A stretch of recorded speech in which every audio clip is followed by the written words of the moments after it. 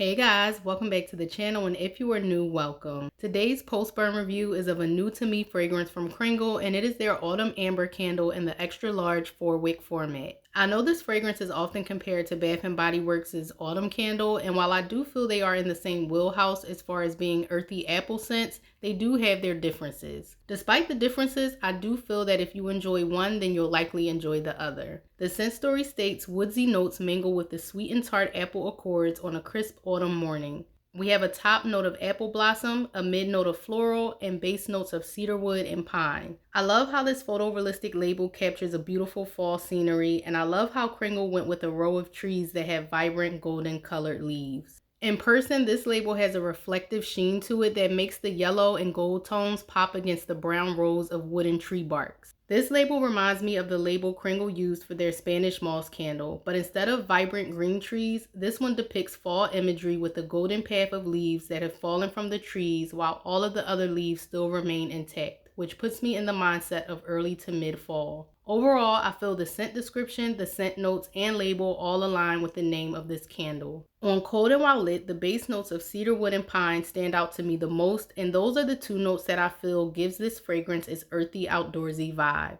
The pine note is soft and non-astringent, so it doesn't smell like a pine-scented cleanser, nor does it go in the direction of a Christmas tree-leaning scent.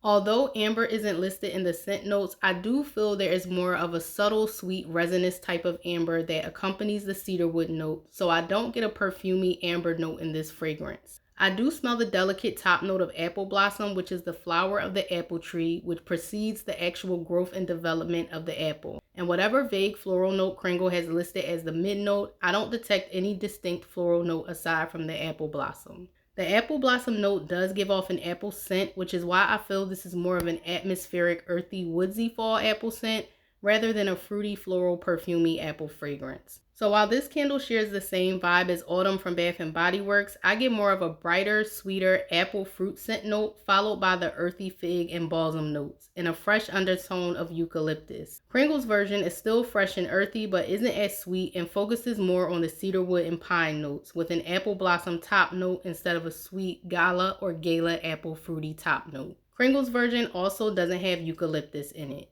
I think both fragrances are great for the fall season, especially early fall, and I like how they are similar but different at the same time. This candle burns a little hot and fast, and within 1 hour forms a nice even wax pool. I do get slight soot around the 2 to 3 hour mark, but it's very minimal and hasn't discolored the wax or accumulated on the jar. When burning this candle for 3 to 4 hours, I give the wicks a slight trim and relight the candle in order to avoid a high flame and too much soot, and I keep my burn time down to 4 hours max. While this is a 4-wick with a large opening, I don't consider this candle to be a powerhouse. The scent profile itself is medium as well as the throw. I found this candle to be more of a room filler in both my open and closed concept space. However, it isn't too light to where I go easily nose blind to it, nor is it too strong. In my open concept, I rated a 6 out of 10, and in my bedroom, I rated a 6.5 to 7 out of 10 without the use of a hurricane. The fragrance is present, pleasant, and noticeable and doesn't really travel outside of the room it is placed in. However, it does fill the room with fragrance. I'm not sure how the 2-wick version performs as far as strength and throw. However, I am pleased with the performance of the 4-wick.